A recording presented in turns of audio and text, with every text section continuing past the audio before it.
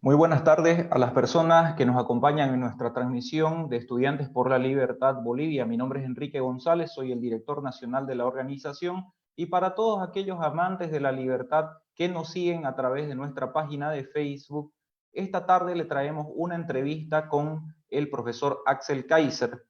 En este caso vamos a reflexionar junto a Esteban Burgoa Cardoso, él es coordinador local de Estudiantes por la Libertad, residente en la ciudad de La Paz, sobre los posibles efectos post-pandemia que pueden verse a lo largo del mundo. De la misma manera nos conviene preguntarnos cuál es el rol de los liberales ante esta situación. Sin duda alguna, el profesor Kaiser podrá darnos respuestas muy acertadas a lo que será este problema.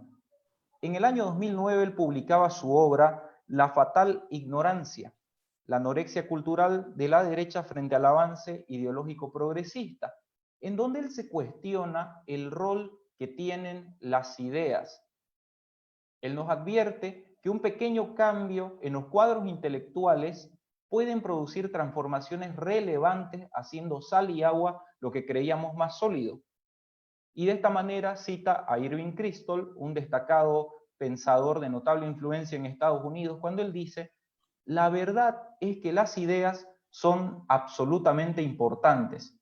Las masivas y aparentemente sólidas instituciones de cualquier sociedad, ya sean económicas, políticas y religiosas, están siempre a merced de las ideas en la cabeza de las personas que pueblan estas instituciones. La influencia de las ideas es tan grande que un mínimo cambio en el clima intelectual puede transformar, quizá lentamente pero de manera inexorable, una institución conocida en algo irreconocible. Hago esta mención porque el rol que tienen las ideas y la actitud que asumen los liberales en la situación en la que nos encontramos es de suma importancia. Cada uno de ustedes, en la seguridad de sus hogares, debe reflexionar sobre qué es lo que conviene hacer en momentos como este. Te cedo la palabra, Esteban, y adelante con esta entrevista. Muchas gracias.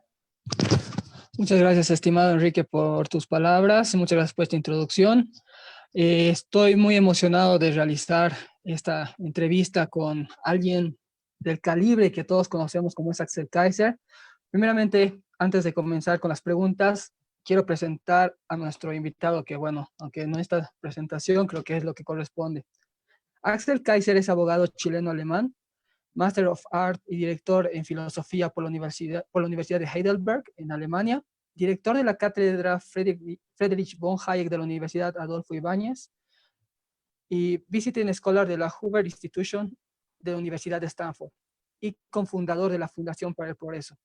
Columnista de los diarios Financiero y El Mercurio, y también publicó en varios medios internacionales como The Wall Street Journal, Forbes, y en la Argentina en periódicos como El País y Uruguay, en Uruguay El País y en Argentina La Nación. Él se dedica a ser conferencista internacional en favor de la ciudad de la libertad. Es autor de varios libros como bestsellers como La miseria del intervencionismo, El engaño populista, La tiranía de la igualdad y La fatal ignorancia, libro el cual les haremos llegar a través de correo electrónico gracias a la cooperación de Axel y de la Fundación para el Progreso, a todos aquellos que se registren en el formulario de asistencia. Muchas gracias, Axel. Bienvenido a esta entrevista. Gracias por aceptarnos. De verdad es un honor tenerte aquí. Muchas gracias a ustedes por la invitación. Espero que mucha gente pueda verla, participar y enriquecer la conversación. Muy bien, estimado Axel. Entonces, comencemos sin más preámbulos. Estimado Axel, voy a comenzar con una pregunta muy fuerte que está en la boca de todos en estos momentos. ¿El capitalismo, o mejor dicho, este sistema de mercado intervenido que está muy lejos de ser el sistema de libre mercado que nosotros queremos, crees que vaya a caer como muchos de los intelectuales de izquierda están afirmando y profesando en el mundo? No, yo creo que muchas crisis se utilizan por intelectuales o activistas, ¿no es cierto?, de distintos ámbitos ideológicos para proyectar lo que son sus deseos, más que lo que es la realidad. No creo que el capitalismo caiga, así en el sentido más catastrófico de la expresión. Temo en todo caso que hay un nivel de intervencionismo que está ahora en curso que va a ser difícil de revertir, con un intervencionismo de los gobiernos, gasto fiscal, intervencionismo sin precedentes de los bancos centrales, realmente increíble. Y eso no es el libre mercado que todos nosotros defendemos, independientemente de ciertas medidas que pueden ser urgentes para resolver la crisis o paliar la crisis. Temo en todo caso que vamos a tener un auge bastante populista y estatista. Ya empezó en la crisis financiera del 2008, nunca salimos de las políticas intervencionistas de los bancos centrales, nunca salimos, ni tampoco de el gasto fiscal desmedido, y entonces creo que esto va a empeorar esa tendencia, así que vamos a tener mucho trabajo los liberales. Pero no creo que sea que vamos a hacer una economía centralmente planificada, eso no va a existir. Pero tampoco es una economía 100% de mercado. Ya no lo venía haciendo hace un tiempo, y con esto creo que va a ser peor. Bueno, en ese sentido también hay muchos intelectuales como Zizek lo hizo en uno de sus últimos artículos que se llama El coronavirus es un golpe al capitalismo al estilo Kill Bill, una analogía muy interesante, en el que él dice de que se tiene que abogar por darle más poder a los organismos supranacionales, que este es un ejemplo de que tenemos que darle más poder a organismos como la OMS, o incluso de cierta manera aboga por un gobierno mundial, o también como un resurgimiento de ideas nacionalistas como de Jean-Luc Nancy en Francia, que nos llama a repensar lo que es el globalismo. ¿Tú crees que estas ideas puedan calar en este contexto que vivimos, en el pensar de las sociedades, en cómo vayan a ver el mundo después de esta crisis? No, el globalismo, la globalización ya venía con un claro ataque en contra, ya venía revirtiéndose el proceso de globalización, eso es un hecho. Y tú lo veías en la elección de Trump y su guerra comercial con China y el bloqueo de la transferencia tecnológica del bloque occidental hacia el chino y viceversa. Lo viste en el Brexit, en el auge de partidos políticos más de tipo nacionalista en Europa. Entonces eso estaba pasando. Yo creo que con esta crisis se va a acentuar esa tendencia. Y efectivamente va a haber más argumentos para proteger la industria nacional, no depender de Asia, de China, porque han sido deshonestos, porque si se bloquea el suministro desde allá, entonces quedamos todos sin productos fundamentales, ya se está oyendo ese discurso. Entonces creo que va a haber un proceso de desglobalización, que venía en curso, insisto, pero que se va a acentuar. Así que eso sí lo veo posible. Lo que no veo demasiado posible es lo que propone Zizek de incrementar el poder de los organismos internacionales, porque están muy desacreditados. La misma OMS ha estado ahora envuelta en escándalos espantosos, han mentido, el director de la institución es una persona muy cuestionable. Entonces, no veo cómo le van a transferir más poderes a estas organizaciones internacionales que eran parte de la globalización. O sea, no puede haber nada más global que un gobierno mundial. O sea, lo más global que puede existir es eso. Pero no veo la posibilidad de que avancemos por ese camino. Sí que a nivel local empiecen intervenciones, insisto, proteccionismo comercial más agudo, ideas de fijaciones de precios, cosas por el estilo. Y sobre todo yo diría que el problema más grave, insisto, es para los bancos centrales, el sistema de dinero, y cómo los bancos centrales se están convirtiendo en verdaderos destructores hasta cierto punto de la economía de mercado por la vía de ya no solo controlar la inflación, que es un trabajo legítimo que podrían tener o que deben tener, sino de definir hacia dónde van los capitales, alocar capital, básicamente, hacer política fiscal y mantener una economía zombie que en muchos casos, o empresas y sectores de la economía que debieran desaparecer, y ellos lo mantienen vivo a expensas de la capacidad de creación de riqueza que tendría que generar el sector privado, ¿no? Es lo que ha pasado en Japón ya por mucho tiempo con este tipo de intervenciones. Creo que eso es un problema grave y si no se resuelve, que no creo que se resuelva no es imposible pensar en una crisis financiera muy, muy grande en algún minuto. Bueno, entonces, en este sentido estamos de acuerdo de que, por ejemplo, las ideas intervencionistas van a hacer mella y están acrecentando su influencia en la actualidad. Por ejemplo, hace unos días estábamos hablando con un amigo el que me decía de que, dado la situación actual, va a haber un resurgimiento de las viejas utopías, de las ideologías del siglo XX. ¿Tú cómo ves llegando al marxismo en esta posible situación post pandemia como una ideología viable, o sea, a los ojos de la sociedad? Obviamente nosotros entendemos de que no es viable, pero ¿cómo tú crees de que venga a fortalecer este tipo de ideas, especialmente la del marxismo? Porque el intervencionismo creo que estamos de acuerdo de que ya llega muy fortalecido. A ver, hace tiempo que viene un discurso en Occidente muy contrario a la idea de libertad personal basado en el igualitarismo más primitivo, y en Estados Unidos eso se cristalizó muy bien en la figura de Bernie Sanders, Alexandria Ocasio-Cortez. No tuvo el eco que ellos esperaban porque Biden terminó siendo prácticamente el candidato de los demócratas, pero el discurso está y las ideas están instaladas y las nuevas generaciones son muy socialistas, es decir, son las más socialistas de la historia en Estados Unidos, ¿no? Y en ese sentido, creo que en el mediano y largo plazo hay una amenaza.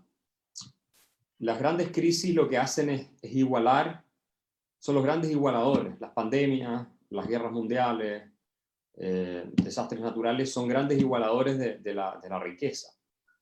Disminuye mucho el patrimonio de los ricos, lo elimina en algunos casos, y condena a mucha más gente a un nivel de vida miserable, y en ese sentido hay más igualdad.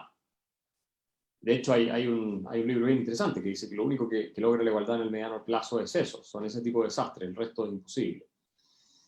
Entonces, desde ese punto de vista,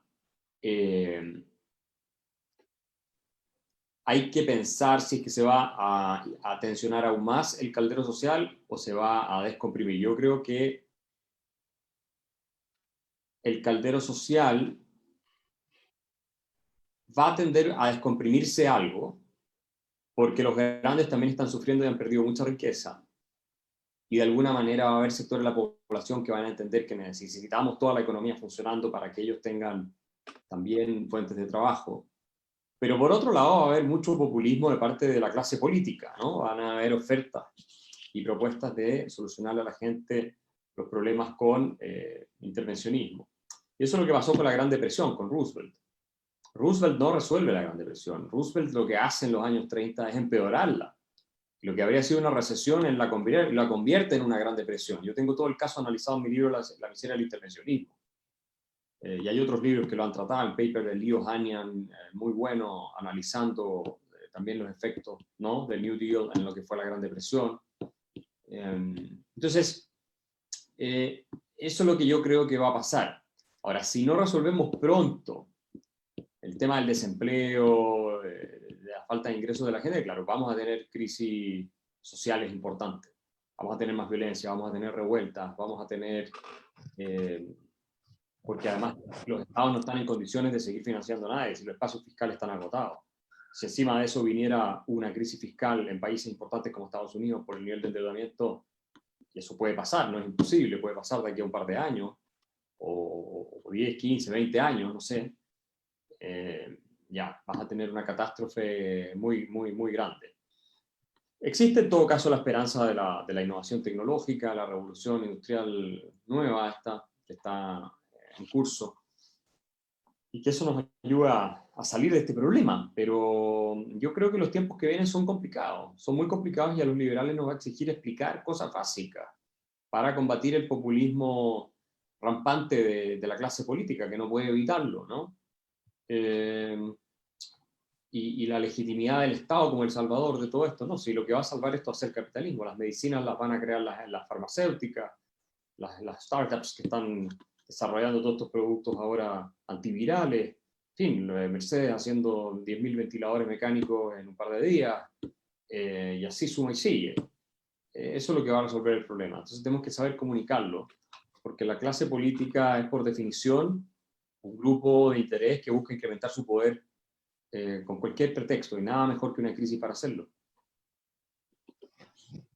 Pasemos un poco más a los hechos, estimado Axel. Bueno, a los hechos históricos que se podrían presentar después de la pospandemia. Bueno, aquí en Bolivia tenemos entre los jóvenes hay un dicho que decimos, estamos cansados de vivir hechos históricos, como el coronavirus, pero desde tu punto de vista, en el sentido interno de lo que es China, ¿tú crees de que el COVID-19 va a ser para el régimen chino lo que Chernobyl fue para la Unión Soviética? No, porque la Unión Soviética no tenía absolutamente ninguna relación comercial relevante, o por lo menos comparable con lo que es China, con Occidente. Y en términos de riqueza no se compara con lo que es China hoy. La Unión Soviética era una fracción de la economía norteamericana cuando colapsa a principios de los 90, digamos, fines de los 80. Y eso no le va a ocurrir a China, porque China aprendió la lección de la Unión Soviética. China no reformó, no hizo la reforma política. ¿Se acuerdan? Glasnost, los rusos hablaban de Glasnost y Perestroika. Ellos no hicieron la apertura política, pero sí la económica. Entonces ellos tienen un sistema semicapitalista que los va a mantener siendo la segunda economía del mundo. Y nada de lo que pasó con el coronavirus va a cambiar eso. Sí puede haber un impacto en el sentido de que las supply chains, las líneas de suministro, se redireccionen desde China hacia otros países por presiones políticas de Occidente, y también porque hay un proceso de encarecimiento en China que hace más barato producir, qué sé yo, en Vietnam, en India, en otras partes. Y por bloqueos que seguramente vamos a hacer nosotros también. Pero China va a seguir siendo un actor muy relevante, va a seguir interesando a Occidente tener acceso al mercado chino como la segunda economía del mundo. Eso no era el caso de la Unión Soviética. Es decir, por lo tanto, el desprestigio de Chernobyl es una cuestión que no va a tener el mismo impacto con el coronavirus en el caso chino. Aparte, todo el mundo sabe que el gobierno chino miente. Todo el mundo lo sabe, eso no es una novedad. Y que venían mintiendo en muchas estadísticas y cosas hace mucho tiempo. Sí les va a afectar su imagen, van a perder bastante los chinos con esto. En términos de imagen, en términos de soft power, en términos de incluso negocios, pero me parece a mí que es un motor económico demasiado gigantesco como para darlo por descartado todavía. O sea, eso no va a pasar. La gente va a seguir haciendo negocios con China.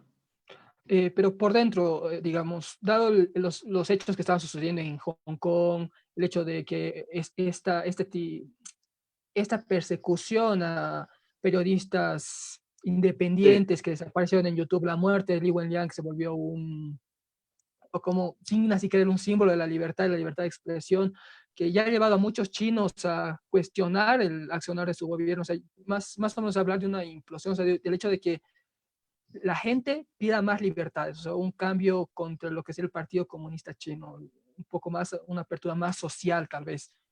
Sí, políticamente esto puede llegar a tener algún impacto.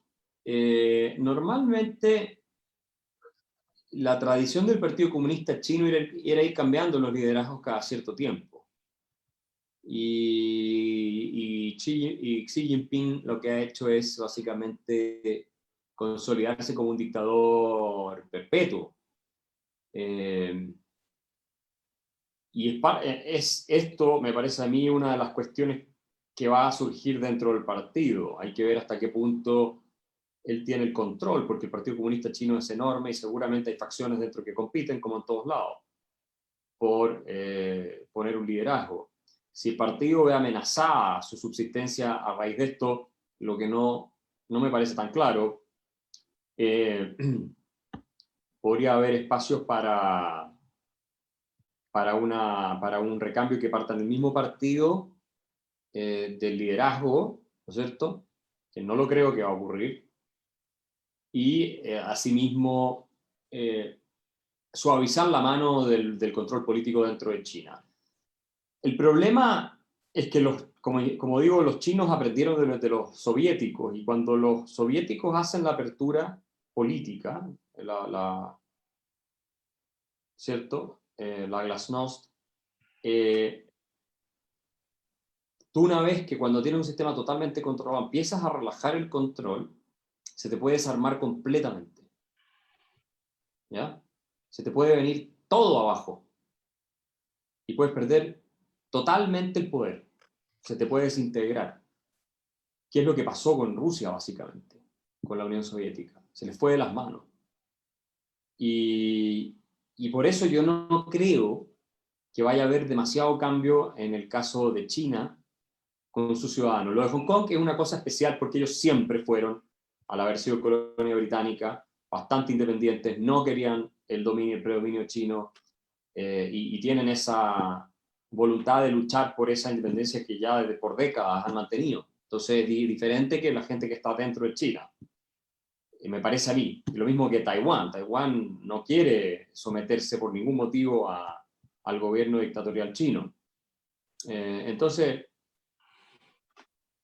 no veo yo, tal vez me equivoco, por supuesto, no veo yo que lo del virus vaya a ser un antes y un después en materia política ni económica para China. Así, realmente categórico. Puede haber daño, puede haber algunos cambios, pero no me parece a mí que vaya a ser algo extraordinariamente profundo, que China haya cambiado y en 3 años tengamos otro país. No lo veo. Y si el cambio se produce va a ser mucho más de largo plazo, creo yo. Aunque sí es cierto que estas cosas, como digo, a veces se precipitan rápidamente y pueden haber tremendas transformaciones. Por como son los chinos, con esta cultura milenaria, imperial, ordenada, disciplinada, bastante represiva, totalitaria, digital, que además tienen hoy día, no lo veo tan viable, no lo veo tan probable. Esto me lleva a la segunda pregunta, lo que estamos hablando de cómo China ahora se va a poner en el tablero de la geopolítica mundial después de esta pandemia. Obviamente ahorita la mayoría de las personas estamos pensando en la cantidad de muertos y demás, pero una vez que esto acabe, yo creo que el juego político va a cambiar. En el caso de China, por ejemplo, sabiendo hechos como que la OMS perdió el financiamiento de los Estados Unidos, y sabemos de que cuando Estados Unidos da un paso hacia atrás, China da un paso hacia adelante, que puede ser que China aumente su influencia dentro de la OMS, que ya han demostrado que lo tienen, y el hecho, y que también se ha visto por cómo Taiwán, que es un país que está haciendo bien las cosas ante esta pandemia, pero su información se está viendo restringida ya que la OMS no la reconoce, y otros hechos como lo que pasó en Italia, en el que China comienza a dar donaciones masivas, incluso llevó a algunas a que bajaran la bandera de la Unión Europea y la cambien por la bandera china. ¿Cómo esto va a posicionar a China en el tablero geopolítico? ¿Va a ser más fuerte? ¿Va a ser más débil? Mira, yo lo que pasa es que lo que veo con China es un adversario mucho más, en cierto sentido, peligroso que la Unión Soviética. Acá estamos entrando en una, no voy a decir una guerra fría, algunos hablan de eso, yo voy a decir una guerra tibia, que está poniéndose cada vez más fría. Porque, insisto, los chinos han entendido la lección de la Unión Soviética y tienen plata, tienen mucho dinero. La Unión Soviética no tenía tanto dinero y era un régimen totalitario mucho peor incluso que el de China de hoy, ¿cierto? Y si bien ejercía una tremenda atracción sobre los intelectuales occidentales, que eran casi todos de izquierda, también quedaron muy desprestigiados con las obras de Solzhenitsyn y otra gente que expuso lo que estaba ocurriendo allá adentro. China no es tan opresiva, es opresiva, pero no llega a ese nivel. Y sin embargo es capaz de producir, o tal vez gracias a eso, es capaz de producir prosperidad que no se ve en otro lado. Y al final el dinero es lo que compra respaldo. Y en el caso de Europa, que son países que están casi todos quebrados por sus estados benefactores infinanciables, Italia es un ejemplo desastroso de eso. Obviamente que cualquier alcalde o cualquier gobernador o digamos jefe de provincia incluso gobierno central, que está desesperado por dinero y no tiene, va a estar feliz de recibir el apoyo chino y le va a poner la bandera china, no te quepa ninguna duda, en un tiempo más, si las cosas siguen así. Porque su subsistencia, su interés político está en juego. Y los chinos, y China pasa a ser así un actor muy relevante en el equilibrio occidental, especialmente en la Unión Europea, si es que persiste por ese camino. Porque los otros países europeos ya no pueden hacer mucho más. Están totalmente endeudados y no es vendible a sus poblaciones, a los alemanes, decirle, oye, ahora tenemos que financiar a los italianos. Primero, no lo pueden hacer, quebrarían completamente. Segundo, políticamente es inviable. En cambio, el gobierno chino puede perfectamente disponer de recursos para hacer cosas que los europeos no van a hacer.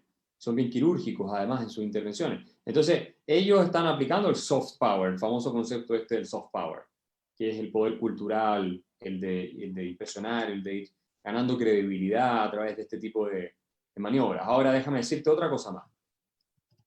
A mí me parece que es probable que en un tiempo no muy lejano nos demos cuenta que esta epidemia, o esta pandemia, no era tan grave. Ya están saliendo muchos estudios mostrando que la tasa de mortalidad es muchísimo más baja de lo que se pensaba, y que en diversos lugares había preparación para enfrentarla y que las cuarentenas no eran necesarias. De hecho, hay países que no hicieron cuarentenas como la hizo Italia o España. Suecia es un muy buen ejemplo. Alemania tuvo medidas bastante restrictivas. Después tienes tú, no sé, los países de Asia en general, ¿no? Singapur, Corea del Sur y otros. Entonces todavía es un proceso que se está desarrollando. Y es posible que en 2, 3, 4 años más se mire hacia atrás y se diga, fuimos unos histéricos, esto no daba para tanto, no era justificable cerrar las economías completamente y meter a la gente en sus casas. Lo de Italia puede haber sido una cosa bien particular, porque se manejó administrativamente muy mal toda la situación y el sistema de salud italiano está desfinanciado porque se gastan la plata en cosas de Estado benefactor y redistribución de riqueza ineficiente y bastante corrupto como es el Estado italiano. Lo mismo se puede decir de España. Y en ese contexto creo que China va a ser menos culpable que lo que es hoy, porque hoy hay una histeria, hay una especie de, ¿no es cierto?, de miedo generalizado. Entonces uno dice, ¿quién es el culpable? China. Entonces, el día de mañana se establece que todo esto fue una sobrereacción, también la crítica hacia China va a ser menos agresiva, yo creo. Incluso habiendo mentido, porque claro, fueron mentirosos. Pero todo el mundo sabe que los chinos son mentirosos. Ahora, en el mediano o corto plazo, sí, esto le va a afectar mucho su imagen. Y vámonos al escenario de las ideas, vamos al ámbito del debate de las ideas, que es donde creo que la mayoría de los que nos están viendo quieren ir, que muchos son miembros de Estudiantes por la Libertad y se dedican a esto. ¿Cómo crees que se vaya a plantear el debate ideológico entre las diferentes ideas? Ya decíamos de que el marxismo y el intervencionismo van a llegar fuertes.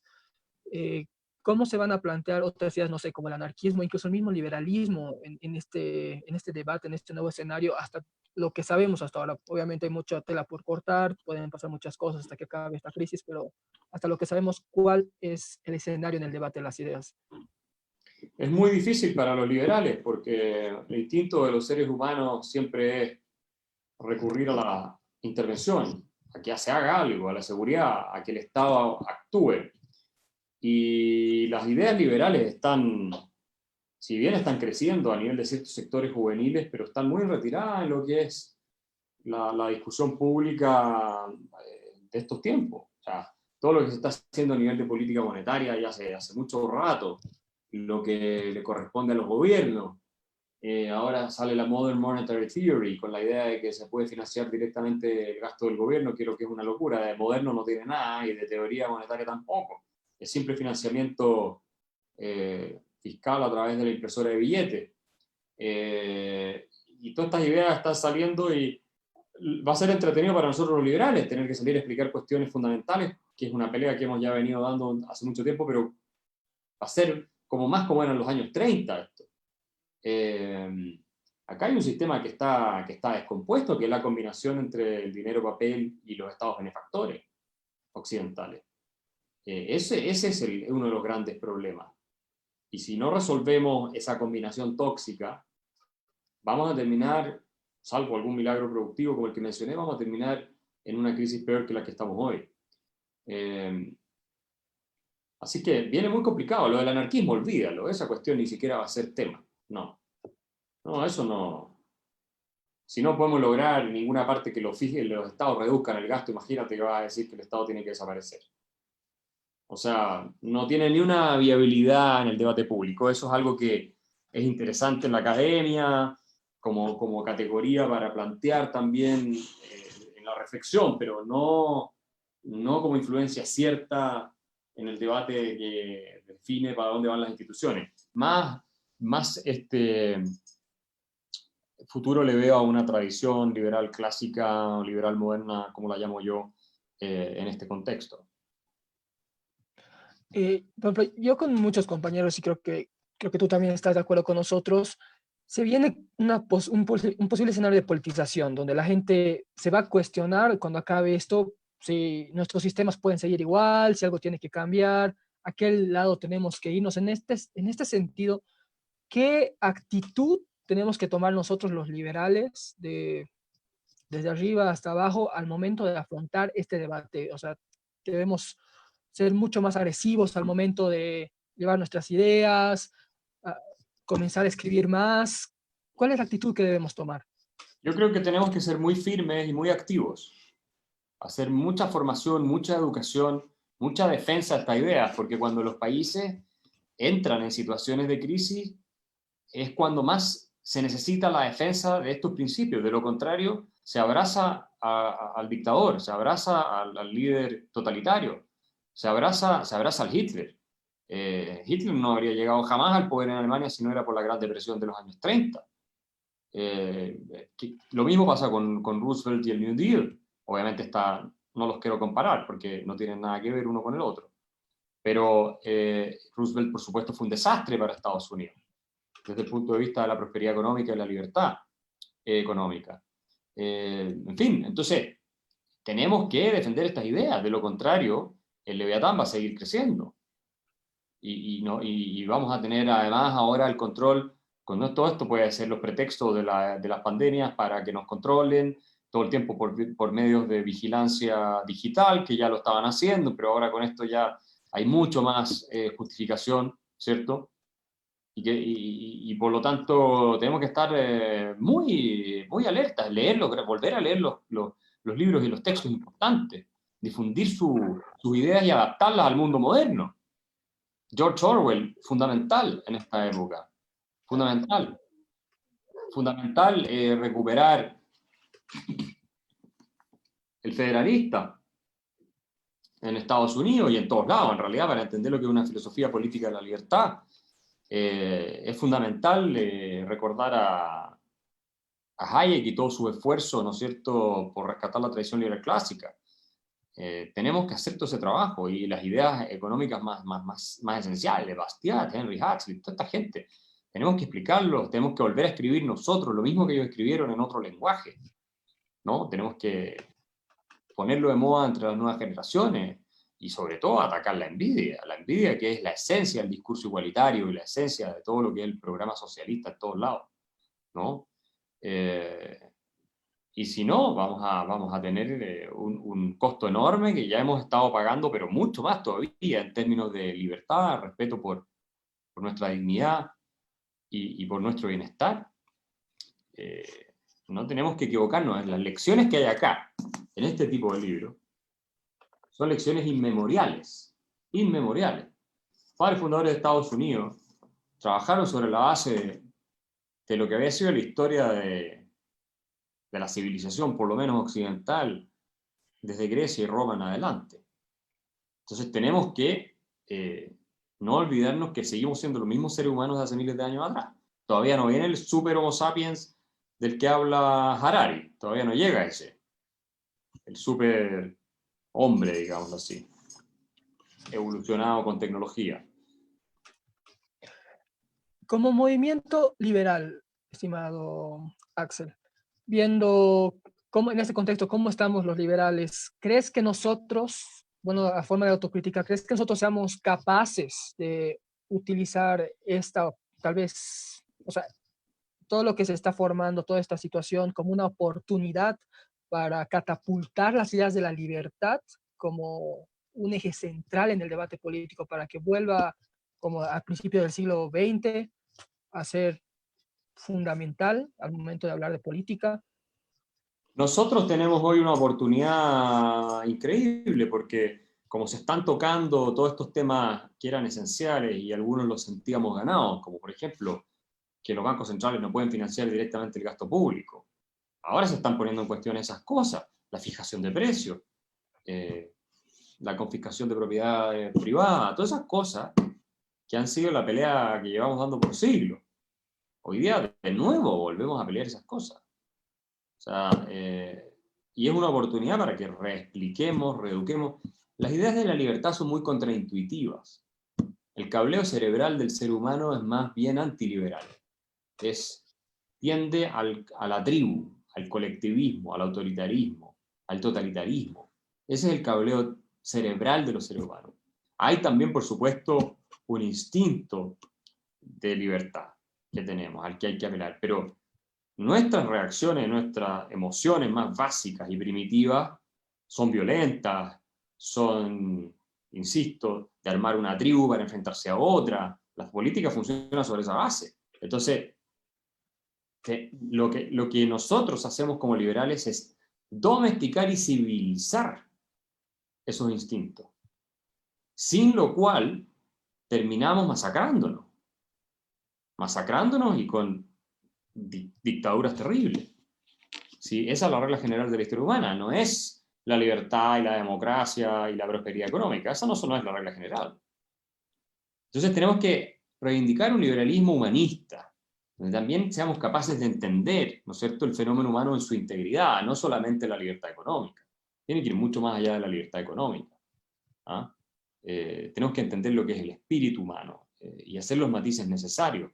Esta gente, los padres fundadores de Estados Unidos, eran todos grandes humanistas.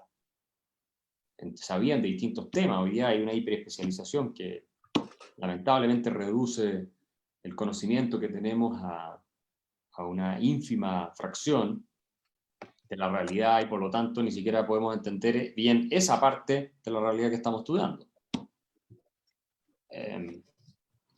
Así que hay una oportunidad y tenemos que hacer el trabajo. Yo los invito a todos a dar esta lucha. Ronald Reagan dijo alguna vez que la libertad está siempre a una generación de extinguirse. Y es cierto, cada generación tiene que reconquistar la libertad. Nos toca a nosotros reconquistar la libertad. Si no hacemos el trabajo, la vamos a perder. Es cosa de ver a los venezolanos. No estamos muy lejos de un país que está en una dictadura espantosa con un desastre, un apocalipsis social criminal. Y era un país muy próspero. Entonces, cuidado, no nos confiemos. Y aprovechemos esta oportunidad para salir a explicar las cosas esenciales de manera, ojalá, atractiva, interesante y más intensa que nunca. Bueno, para terminar, estimado Axel, la última pregunta que te voy a hacer antes de pasar con algunas preguntas que nos van a hacer nuestros seguidores en Facebook. ¿Cuál es para ti el futuro de las ideas de la libertad en Latinoamérica? ¿Cómo ves el liberalismo planteándose en toda la región, en países como Bolivia, que es de donde te estamos hablando?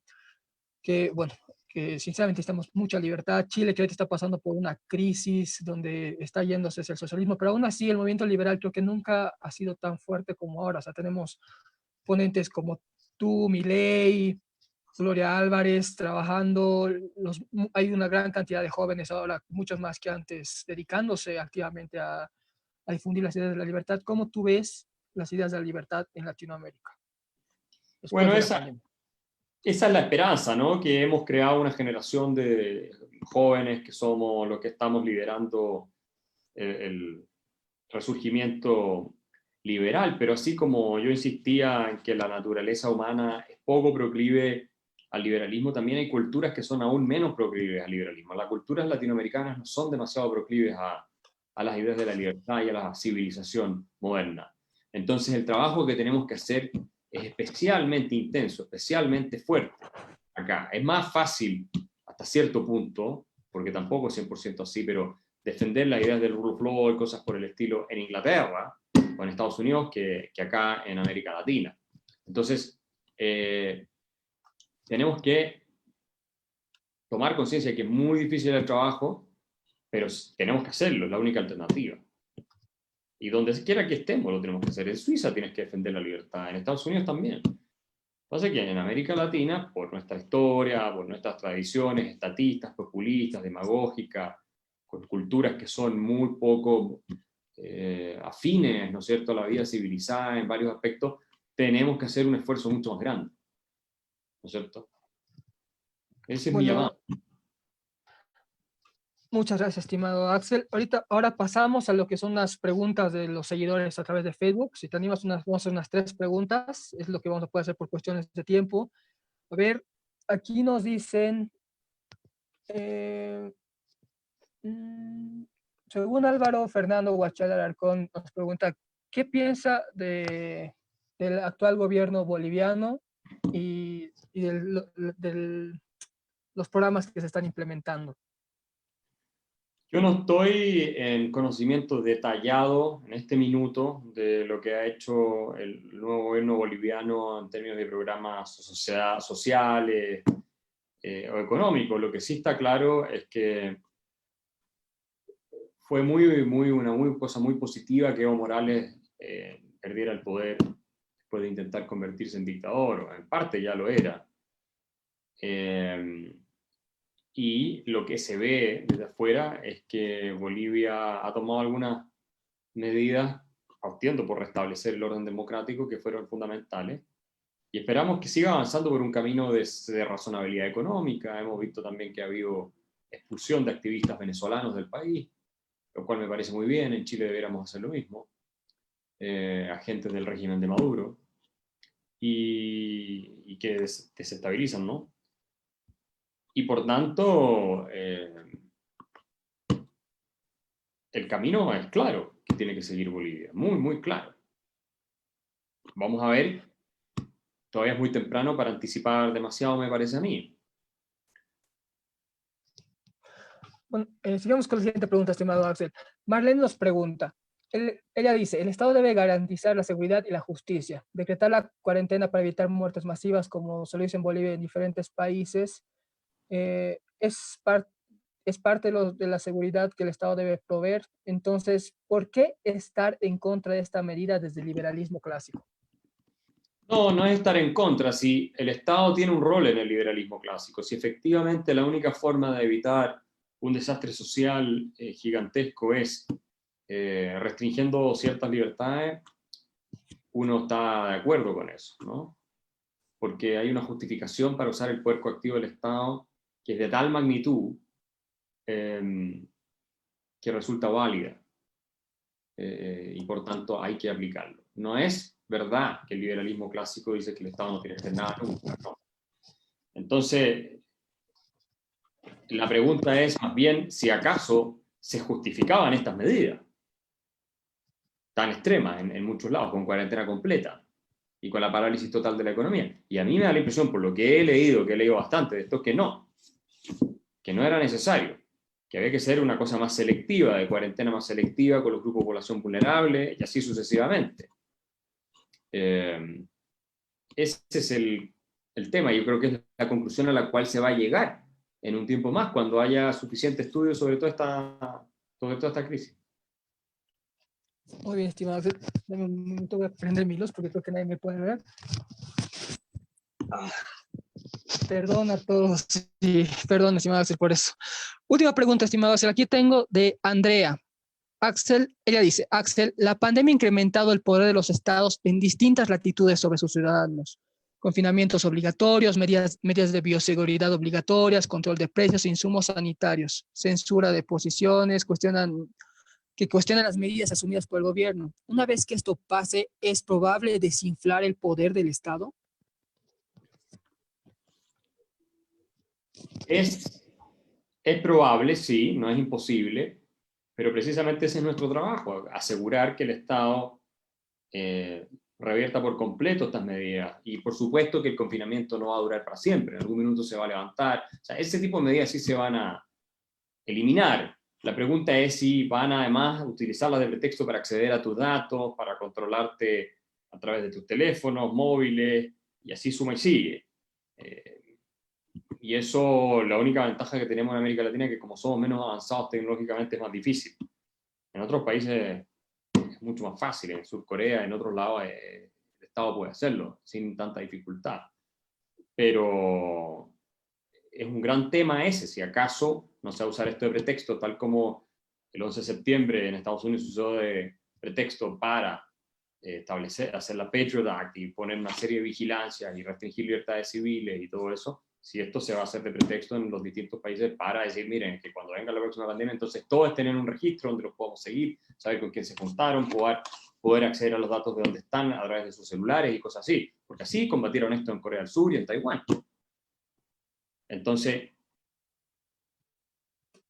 el punto es que una vez que esto pase, volvamos a la situación original. Sí, que nos preparemos, que tengamos una salud más eficiente, que tengamos más capacidad de testeo, todas esas cosas está bien.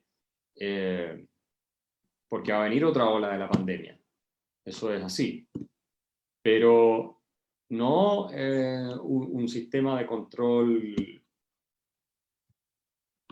que sea todo el tiempo, porque eso lo único que va a permitir es que los poderes establecidos lo utilicen en su beneficio y no en el beneficio del bien público. Bueno, ya sabemos cómo reaccionan siempre los gobiernos. Bueno, estimado Axel, muchas gracias de verdad por tu tiempo. Quiero agradecerte por tu disposición. También un agradecimiento especial a María Marte, que hizo posible contactarte y que tú de tan buena manera nos aceptaste. Igual hacerte llegar los saludos de Estudiantes por Libertad Bolivia. Muchos de los compañeros me dijeron de que te exprese su Muchas gracias. admiración. Igual de Estudiantes por Libertad Perú, José Feliciano me dijo que te haga llegar un mensaje. No sé si tienes unas últimas palabras para nuestros oyentes, estimado Axel. No, darles muchas gracias por la atención y además darles ánimo para que sigan adelante con este trabajo tan necesario y tan importante que ustedes están haciendo. Estudiantes por la Libertad lo apoyo desde hace muchos años. Cuando estaba en Alemania fui cofundador de Estudiantes por la Libertad en Heidelberg y siempre cuentan conmigo para lo que necesiten. Muchas gracias, estimado Axel. Antes de darle las palabras a nuestro director nacional, Enrique González, quisiera leer una cita de Friedrich Hayek, que creo que en estos momentos todos aquellos que estamos en favor de las ideas de libertad y lo que se nos viene debemos estar preparados. Él decía en su libro Fundamentos de la Libertad: con objetivos menos ambiciosos, armándonos de mayores dosis de paciencia y humildad, avanzaremos más rápidamente a impulsos de desconfianza, saturada de soberbia y alta presunción, en la trascendente sabiduría y clarividencia de esta época. Bueno, con eso nos despedimos. Muchas gracias, Axel. Le cedemos la palabra, estimado Enrique. Gracias a ustedes. Nos vemos.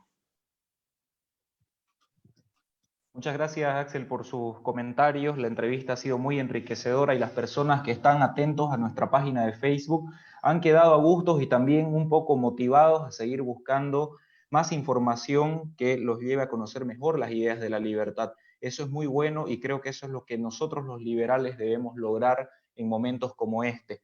A medida que el tamaño y el poder del Estado se incrementa debido a la crisis sanitaria y política que hay en Latinoamérica, los liberales juegan un rol importante y este tipo de acontecimientos, como por ejemplo esta entrevista, son de mucha utilidad para poder reenderezar ese rumbo que los liberales deben promover.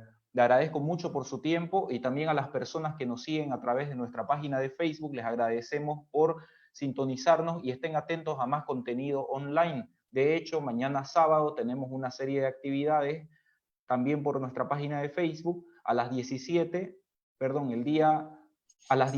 tenemos una exposición junto con Ana Velasco que hablará sobre la crisis mundial y los posibles escenarios económicos del coronavirus. Y luego a las 18 tendremos el club de lectura en donde hablaremos del Manual de Economía Austríaca Contemporánea de Peter Batke. Se los espera en nuestras actividades del día de mañana y con nosotros eso sería todo. Si gusta, Axel, puede dar unas palabras finales. No, les mando muchos saludos e insisto en que ustedes puedan seguir adelante con el buen trabajo y cuentan acá con la Fundación para el Progreso todo lo que los podamos ayudar. Yo muy agradecido de la entrevista y bueno, hasta la próxima. Ahora sí los dejo. Hasta luego, muchas gracias.